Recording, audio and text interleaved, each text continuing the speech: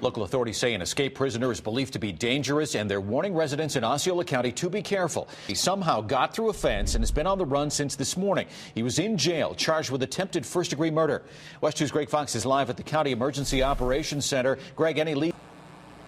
Authorities do tell us that they have some good information on the potential where, but they can't share them with us at this time. He was arrested last summer in the attempted first-degree murder of his ex-girlfriend. Now, get this, just yesterday, the trial date was set for that next month. This morning, he was gone. In the spot where an inmate slipped past a fence, jail workers looked inside doors that led to storage and utility areas. Those may have provided a way out. Trial date next month on attempted first-degree murder was set Thursday. May have crawled through these doors and made his way under or through the fence. The manhunt began after sunup. The sheriff's office searched for hours with canines, knowing this inmate's violent past. Based on his criminal history and what he did this morning, we do believe him to be dangerous. Call me. You know, because we need to try to negotiate a surrender if we can. This is the second serious breach of security in less than a year. Last summer, a jail guard was charged with helping to smuggle a gun into the jail to try and help an inmate escape. At this news conference, the deputy chief of the jail refused to answer any questions about the latest escape and simply walked away while I was still asking him a question. Did another jail employee help this prisoner? We don't have the facts. You don't know for sure that didn't happen. We can only say at this time it's an ongoing investigation. We will share all that information. And I just got off the phone with the sheriff's office a short while ago. There was no more information that is new. Tell me where we are and what this is. Well, this is actually a simulated cell to kind of show the way the cell was set up in the Rigby case. Mm-hmm. The sink and toilet fixture that you're looking at is the actual fixture that was in the cell and involved in the escape. So how did it happen? What did he do? Because it looks like this was just cut away. It was. Actually, what we've determined through the investigation was they first asked one of our officers for hacksaw blades.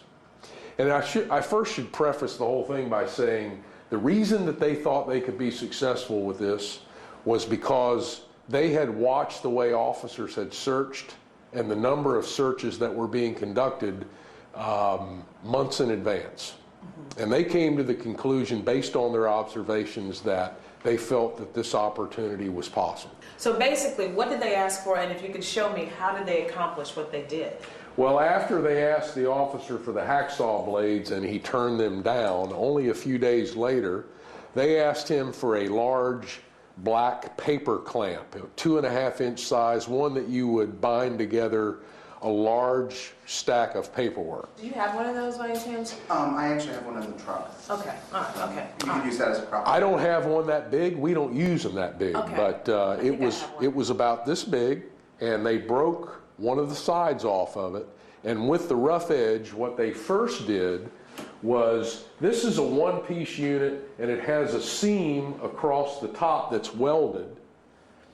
And they have another seam here, and it's hard to see, but there's a round circle here that actually held a metal cup where you put the toilet paper roll. That also had a welded seam on it. The first thing they did with that paper clamp was that they cut the weld out of the paper holder and had a hole in it.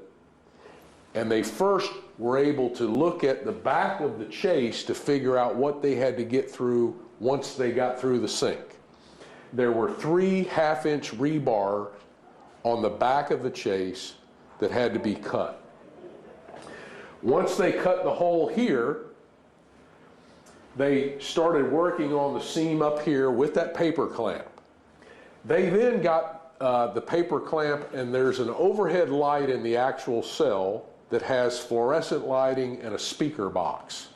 The speaker box is covered with a metal plate about this big, and it's perforated in a round fashion with small holes in the metal plate so that the volume can be heard through the speaker. They got that plate off, they cut one of the edges so that the perforations were exposed, and they used that as a saw.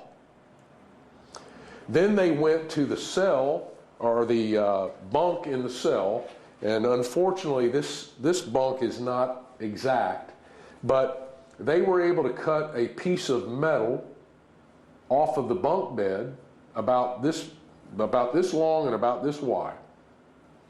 They tied 3 sheets together. In the cell, there's actually a table and chair that are fixed to the wall. They wrapped the sheets around the table, tied it off to the cut area, and while one of them pulled, the other one used that metal pry bar that they cut off the bunk, and they used it to rip like a can opener. Wow.